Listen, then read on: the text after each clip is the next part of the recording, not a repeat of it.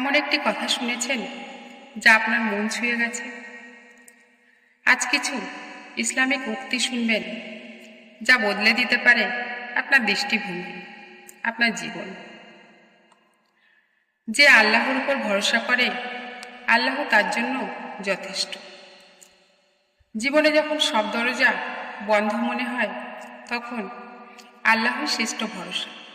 তিনি যথেষ্ট, শুধু একটু দৃঢ় বিশ্বাস দরকার। ধৈর্য একটি আলো যা অন্ধকারেও পথ দেখায়। যখন সব কিছু হারিয়ে যায়, তখনও ধৈর্য আমাদের শক্তি দেয়, সাহস দেয়, সামনে এগিয়ে নিয়ে যায়। তুমি তোমার দুঃখ কারো কাছে বলো না, কারণ সবাই অনুভব করে না, কেউ কেউ বিচার করে। সবাই বন্ধু নয়, কাকে বলবো কাকে বলবো না তা জেনে চলাই বুদ্ধিমানের কাজ। আল্লাহ তার বান্দার প্রতি মায়ের চেয়েও বেশি দয়ালু।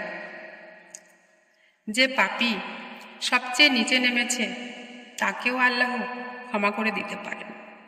শুধু একটি নিঃস্বার্থ তওবা যথেষ্ট। তুমি যদি অন্যকে আলো দিতে চাও, তাহলে আগে নিজে জ্বলে ওঠো।